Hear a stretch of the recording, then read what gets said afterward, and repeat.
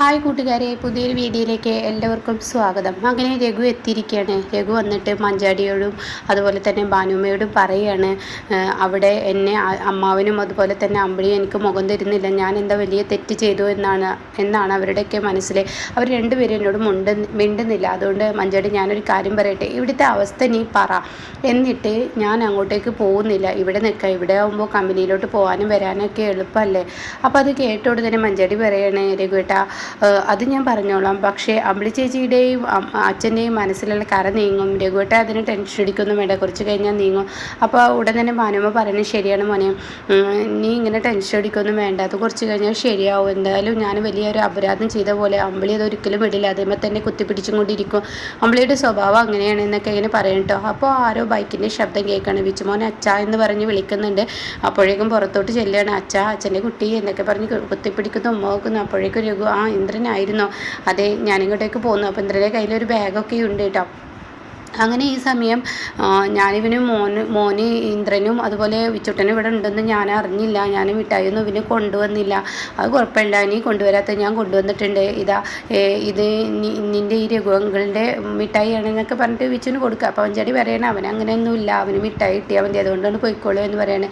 ഇതേ സമയം ഭാനുമ്മ ചോദിക്കാൻ, ഇനി എന്താ മോന് ബാഗുമായി? അതെ, ഞാൻ ഇങ്ങോട്ടേക്ക് താമസം മാറുകയാണ്, ഇനി എന്തായാലും ഞാനിങ്ങ് വരുന്നവരെ ഇവിടെ താമസിക്കുള്ളൂ, എനിക്കൊരു തുണ വേണമല്ലോ, അത് കഴിഞ്ഞാൽ ഞാൻ വാടക വീട്ടിലോട്ട് മാറുമെന്ന് പറയട്ടെ. അപ്പോഴേക്ക് പറയണേ, നീ എന്തിനാ ഇന്ദ്ര വാടക വീട്ടിലോട്ട് മാറുന്ന? അതിൻ്റെ ഒന്നും ആവശ്യമില്ല, നിനക്ക് ഇവിടെ നിൽക്കാൻ, ഇത് നീ അനുവിൻ്റെ വീടല്ലേ, പിന്നെന്താ കുഴപ്പമെന്നൊക്കെ ചോദിക്കുമ്പോൾ അതൊന്നും ശരിയാവത്തില്ല.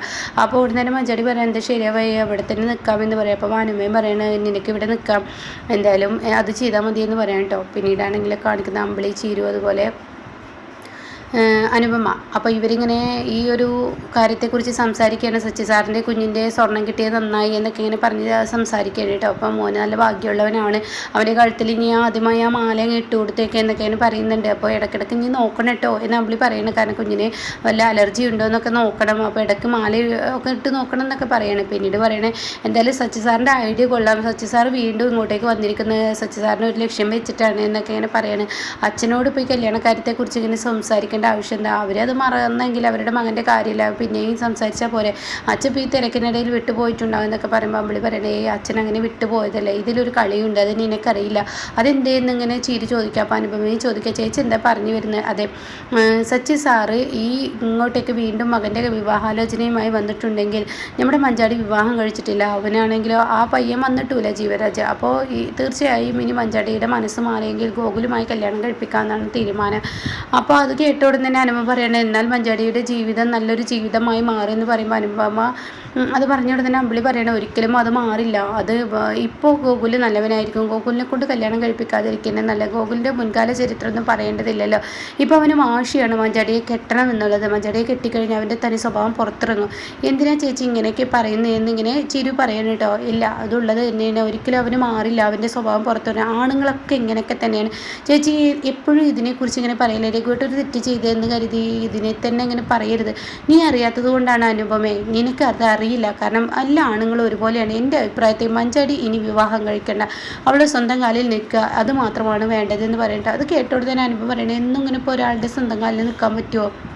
അച്ഛൻ്റെ തണലുള്ളിടത്തോളം മഞ്ചാടിക്ക് ഇങ്ങനെ ജീവിക്കാം, പിന്നീട് അച്ഛൻ്റെ മരണശേഷം മഞ്ചാടി ഇങ്ങനെ ജീവിക്കും. അപ്പോൾ ചിരു പറയുന്നത് ശരിയാണ്, കൂട്ടും കുടുംബമൊന്നും ഇല്ലാതായി പോവുമല്ലോ, കാരണം ആണ് പെണ്ണ് വിവാഹം കഴിക്കുമ്പോഴല്ലോ അതിൽ മക്കളൊക്കെ ഉണ്ടാവുന്നത്, അങ്ങനെയാണല്ലോ കണ്ണികൾ വരുന്നത്, പിന്നെ ഇങ്ങനെ ഇതൊക്കെ ശരിയാവുമെന്ന് പറയുമ്പോൾ അതൊക്കെ ശരിയാവണം, അങ്ങനെ പെൺകുട്ടികൾ ജീവിച്ചു പഠിക്കണം. അപ്പോൾ അനുഭവം പറയണേ, രഘുവേട്ടനെ കുറിച്ച് ആലോചിച്ചിട്ട് ചേച്ചി ഇങ്ങനെയൊക്കെ പറഞ്ഞു, രഘുവേട്ടൻ ഒരു തെറ്റ് ചെയ്ത് അതിന് ക്ഷമയും ചോദിച്ച്, രഘുവേട്ടനുമായി ചേച്ചി അകലും തോറും ചേച്ചിക്കാണ് നഷ്ടം വരാൻ പോകുന്നത്, ചേച്ചിയുടെ ജീവിതമാണ് തകരാൻ പോകുന്നത്, ചേച്ചി അത് ആലോചിക്കണം, ഇങ്ങനെ എടുത്ത് ചാടി ഓരോ തീരുമാനങ്ങൾ എടുക്കരുതെന്ന് പറയുമ്പോൾ ഇല്ലടി മതിയടി, എല്ലാ ആണുങ്ങളും കണക്കാണ്, ഒരൊറ്റൊന്നിനെയും വിശ്വസിക്കാൻ പറ്റില്ല. അപ്പോൾ ശരി പറയണേ, എന്തിനാ ചേച്ചി ഇങ്ങനെ രഘുവേട്ടനെ ഇങ്ങനെ പറയുന്നത്? ഞാൻ ഒരു കാര്യം ചോദിക്കട്ടെ, വിനയൻ ഇപ്പോൾ മാപ്പൊക്കെ നിന്നോട് 10 പ്രാവശ്യം പറഞ്ഞു, വിനയൻ ഇനി തെറ്റ് ചെയ്യില്ലെന്ന് പറഞ്ഞ് നീ വിനയൻ്റെ കൂടെ പോവും എന്നാ നീ പറയുന്നതിന് അർത്ഥം? അപ്പോൾ അത് കേട്ടോടെ തന്നെ അതിന് ഉത്തരമില്ല കേട്ടോ. അപ്പോൾ ഉടൻ തന്നെ അനുപമ പറയാണ്, വിനയൻ എന്ന് പറയുന്നത് അത് തന്നെ, വിനയൻ്റെ തെറ്റുകുറ്റങ്ങൾ വിനയനെല്ലാം മനസ്സിലാക്കി നിന്നോട് മാപ്പ് പറഞ്ഞാൽ നീ വിനയൻ്റെ കൂടെ പോകുന്ന. അപ്പോൾ അനുപമ പറയണ പോവും, അവളെ പറഞ്ഞു വിടും. കാരണം എല്ലാം ക്ഷമിക്കണമല്ലോ, എന്നാലേ ജീവിതമാവുള്ളൂ. അല്ലാതെ തെറ്റ് ചെയ്തിട്ടെന്ന് കരുതി വീണ്ടും മാപ്പ് പറയുമ്പോൾ പിന്നെയും തെറ്റിലോട്ട് പറഞ്ഞയക്കുന്നത് ശരിയല്ലല്ലോ. അതനു, നീ ഇങ്ങനെ വിശ്വസിക്കട്ടെ, നിൻ്റെ ഇന്ദ്രനും കണക്കാണ്. ഇന്ദ്രൻ ഇനിയിപ്പോൾ തെറ്റ് ചെയ്യില്ല എന്ന് എനിക്ക് പറയാൻ പറ്റുമോ? അപ്പോൾ ഉടൻ തന്നെ അനുപമ പറയണേ, ഇന്ദ്രേട്ടൻ ഒരിക്കലും അങ്ങനെ ഒരു തെറ്റൊന്നും ചെയ്യില്ല, അത് നിൻ്റെ തോന്നൽ. ഇന്ദ്രനും തെറ്റ് ചെയ്യും. കാരണം ഹർഷ എന്ന ആ പഴയ കണ്ണിയിലോട്ട് ഇന്ദ്രൻ വീണ്ടും പോവില്ലെന്ന് ആര് കണ്ടു? അത് കേട്ടോടെ തന്നെ അനുപമക്ക് ദേഷ്യം പിടിക്കുകയാണ്. ചേച്ചി എന്ത് കണ്ടിട്ടാണ്? ഞാൻ എൻ്റെ കണ്ണുകൊണ്ട് കണ്ടത് പറഞ്ഞതാണ്. അപ്പോഴേക്കും പറഞ്ഞത് വിഡ്ഢിത്തരമായെന്ന് അമ്പിളിക്ക് തോന്നണം. അങ്ങനെ അമ്പിളി അവിടെ നിന്ന് മാറി നിൽക്കുകയാണ്. അപ്പോൾ ഈ സമയം അനുപമ വിടാൻ തയ്യാറല്ല. അനുപമ പറയണേ, എന്താ ചേച്ചി കണ്ടത്? ചേച്ചി കണ്ടത് എന്നോട് പറ, എൻ്റെ മനസ്സമാധാനം നഷ്ടപ്പെട്ടു. ചേച്ചി പറ. അത് വേണ്ട, ഞാൻ എൻ്റെ വായിൽ നിന്ന് അറിയാതെ അബദ്ധത്തിൽ ചാടിയത്, ഇനി പറയുന്നില്ല. എൻ്റെ ഒരു പൊട്ട ബുദ്ധിക്ക് അപ്പോൾ അങ്ങനെ സംസാരിച്ച് ശിക്ഷ എന്തൊരു കഷ്ടമാണ്. അപ്പോൾ ചീരി പറയണേ, എൻ്റെ അനു ചേച്ചി, ഈ അമ്പിളി ചേച്ചി പറയുന്ന കാര്യങ്ങളൊന്നും ഇത്ര വില കൊടുക്കേണ്ട. കാരണം അമ്പിളി ചേച്ചിയുടെ സ്വഭാവം അങ്ങനെയാണ്. എന്തെങ്കിലും ഒന്ന് കിട്ടിക്കഴിഞ്ഞാൽ ആദ്യം അങ്ങ് പിടിച്ച് കയറിക്കോളും. അമ്പിളി ചേച്ചി അങ്ങനെയാണല്ലോ. അപ്പോൾ അമ്പിളി പറയുന്നത് ശരിയാണ്, ഇനി ഇത് വിട്ടേക്ക്, അങ്ങനെ വിടാൻ പറ്റത്തില്ല. ചേച്ചി എന്ത് കണ്ടു എന്നാ പറയുന്നത്? അത് കേട്ട ഉടൻ തന്നെ അനുപമയോട് പറയുകയാണ്, ഞാൻ കണ്ടു എന്നുള്ളത് സത്യം തന്നെയാണ്. എന്നാൽ ഈ ചേച്ചി പറയാൻ തയ്യാറല്ലെങ്കിൽ ഞാൻ ഇപ്പോൾ ഇന്ദ്രേട്ടനോട്ട് പോകും, എന്നിട്ട് ഇന്ദ്രേട്ടനോട് ചോദിക്കും. അതിന് ഇന്ദ്രനെ ഞാൻ കണ്ടു എന്നുള്ളത് ഇന്ദ്രനെ അറിയില്ലല്ലോ, ഞാൻ എൻ്റെ കണ്ണുകൊണ്ട് കണ്ടതാണ്. എന്താ ചേച്ചി കണ്ടത്? ഇപ്പോൾ പറയണം, എനിക്കത് അറിഞ്ഞിട്ട് തന്നെ ബാക്കി കാര്യമുള്ളൂ. അങ്ങനെ അമ്പിളിയെ കൊണ്ട് സത്യങ്ങൾ പറയിപ്പിക്കുകയാണ്. അപ്പോൾ അമ്പിളി പറയണേ, ഞാൻ ഇങ്ങോട്ടേക്ക് വരുന്ന അന്ന് രാവിലെ അങ്ങോട്ടേക്ക് പോയി. അപ്പോൾ അവിടെ വെച്ച് ഞാനിങ്ങനെ അമ്പലത്തിൽ വെച്ച് ഇന്ദ്രനും ഹർഷയും വീണ്ടും കൂട്ടിമുട്ടുന്നതും അവർ സംസാരിക്കുന്നതും പിന്നീട് അവരുണ്ടായ ആ സംഭവങ്ങളും അവളെ തോളത്ത് കൈവച്ച് പോകുന്നതൊക്കെ പറഞ്ഞു കൊടുക്കുകയാണ് കേട്ടോ. അങ്ങനെ ഈ സമയം ഇതൊക്കെ കേൾക്കുമ്പോൾ അനുപമയുടെ ദേഷ്യം മൂർച്ഛിച്ച് വരികയാണ്. അപ്പോഴാണ് കേട്ടോ ഇന്ദ്രൻ്റെ ഫോൺ കോൾ വരുന്നത്. ആ സമയം ആരുടെ ഫോണാണെന്ന് നോക്ക് ചേച്ചി എന്ന് പറയുമ്പോൾ ഇന്ദ്രൻ്റെയാണ്. ഫോൺ എടുക്കാൻ കൂട്ടാക്കുന്നില്ല. അങ്ങനെ ഇനി എന്തൊക്കെയാണ് ഉണ്ടാവുക എന്നിങ്ങനെ ചീര് കൈകൊണ്ട് കാണിക്കുമ്പോൾ അവിടെയും ഇഷ്ടപ്പെട്ടല്ലോ എന്നുള്ള ഭാവത്തിൽ നിൽക്കുന്നു കേട്ടോ. പിന്നീട് അങ്ങ് പോവുകയാണ്. അനുപമ ഫോൺ എടുക്കുന്നില്ല. അപ്പോൾ ചീര് പറയുന്നത് ഇന്ദ്രേട്ടനാണ് ഫോൺ ഇത് എടുത്തിട്ട് സംസാരിക്കുക എന്ന് പറയുമ്പോൾ ആ ഫോൺ അങ്ങ് കട്ട് ചെയ്യാൻ അനുഭവം ചെയ്യുന്നത് കേട്ടോ. എന്നാൽ ഇന്ദ്രനാണെങ്കിലോ ഇപ്പുറത്ത് ഭാനുമയോട് പറയണേ, അവൾ ഫോൺ എടുക്കുന്നില്ലല്ലോ. എന്താ ഇന്ദ്ര അവൾ ഫോൺ എടുക്കാത്ത? നീ ഇപ്പോൾ തിരക്ക് പിടിക്കണ്ട, അല്ല ഇവിടോട്ട് മാറിയത് പറയായിരുന്നു. അപ്പം മഞ്ചാടി പറയണേ, ചേച്ചിയോട് ചേച്ചിയോട് പറഞ്ഞിട്ടും കാര്യമൊന്നുമില്ല, ചേച്ചി ഇപ്പോൾ അവിടെ നിൽക്കാം എന്നായിരിക്കും ചേച്ചി പറയാൻ പോകുന്നത്. അപ്പോൾ അതുകൊണ്ട് അവിടോട്ട് മാറിയത് എന്ന് പറഞ്ഞാൽ ചേച്ചിക്ക് ഇത്ര അത്ഭുതമൊന്നും ഉണ്ടാവില്ല. ഇങ്ങോട്ടേക്ക് കുഞ്ഞിനെയും കൊണ്ട് മാറി എന്ന് പറയുമ്പോൾ ചേച്ചി അതിനെ അനുകൂലിക്കില്ല എന്നൊക്കെ എങ്ങനെ പറയാൻ കേട്ടോ. അപ്പോൾ മനമ്മ പറഞ്ഞാൽ അതൊന്നും ആയിരിക്കില്ല, അവൾക്ക് അവിടെ തിരക്കായിരിക്കും, ഒരു പ്രസവ വീട്ടിൽ വെടിപ്പത് പണിയുണ്ടാവും, അതായിരിക്കും എന്നൊക്കെ പറഞ്ഞ് അവിടെ താഴ്ത്താണ് കേട്ടോ.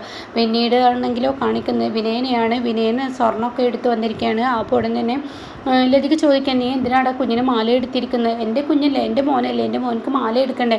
എടാ ആ 1,00,000 രൂപ കൊണ്ട് എന്ത് ചെയ്യാനാണ്? ഈ 1,50,000 രൂപ കൊണ്ട് എന്ത് ചെയ്യാനാണ്? സ്വർണ്ണത്തിന് ഭയങ്കര വിലയാണ്, 1,00,000 രൂപ വേണം, വീട്ടു ചെലവിനും കൊടുക്കണ്ടേ, നീ എന്താടാ ഈ കാണിക്കുന്നത്? അപ്പോൾ ലതിക അത് പറയുമ്പോൾ ഉടൻ തന്നെ, ആടാ ഞാൻ സ്വർണ്ണം തരാമെന്ന് പറഞ്ഞതല്ലേ, പിന്നെ നീ എന്തിനാണ് ഈ വേണ്ടാത്ത ചിലവ് ഉണ്ടാക്കിയത്?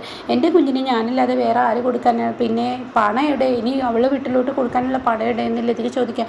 ആ സമയം അമ്മയുടെ സ്വർണം പണയത്തിന് കൊടുത്തു കഴിഞ്ഞാൽ തീർച്ചയായും 1,00,000 രൂപയാണ് കിട്ടുള്ളൂ. ഇന്ന് സ്വർണ്ണത്തിന് വില കൂടി കിട്ടില്ലേ? അപ്പോൾ ഞാനതങ്ങ് കൊടുത്തു, 3,00,000 രൂപ എനിക്ക് കിട്ടി. എന്താണ് നീ പറയുന്നത്? എൻ്റെ സ്വർണം കൊടുത്തെന്നോ? അപ്പോൾ അത് കേൾക്കുന്ന ലംബോദരൻ പറയണം, നിൻ്റെ കാര്യം നേടാൻ നീ പലതും ചെയ്യും. നിൻ്റെ അമ്മ അമ്മയുടെ കഴുത്തിൽ നിന്ന് ഇത് ഊരി തരുമ്പോൾ നീ ചിന്തിക്കണമായിരുന്നു, ഇത് തിരിച്ചെടുത്ത് കൊടുക്കണം, അത് വിൽക്കുന്നത് ശരിയല്ല. എൻ്റെ അമ്മയുടെ സ്വർണ്ണമല്ലേ, നിങ്ങൾ ആരാത് ചോദ്യം ചെയ്യുക എന്ന് പറയട്ടെ. അത് കേൾക്കുന്ന ലംബോദരൻ വിഷമാവുകയാണ്. അപ്പോൾ ആ സമയം ലതിക പറയണേ, അവന് ആ പണത്തിൻ്റെ ആ കയ്യിൽ കിട്ടിയ അഹങ്കാരം കൊണ്ടാണ് അവൻ്റെ കാര്യം നേടുന്നവരെ ആളുകളെ ആവശ്യമുള്ളൂ, അത് കഴിഞ്ഞ് അവൻ വലിച്ചെറിയ അങ്ങനെ ഒരു സ്വഭാവക്കാരനാണ്. എന്തായാലും ഒരു 3,00,000 രൂപയല്ലേ ഉള്ളൂ, അതുവരെ അവനെ നമുക്ക് സഹിക്കാം, അത് കഴിഞ്ഞ് അവൻ എന്ത് ചെയ്യുന്നത് നമുക്ക് നോക്കാം എന്നും പറയുന്നു കേട്ടോ. അപ്പോൾ ഇങ്ങനെയൊക്കെയുള്ള ഒരു സീനാണ് ഇപ്പോൾ ലാസ്റ്റ് വന്നിരിക്കുന്നത്.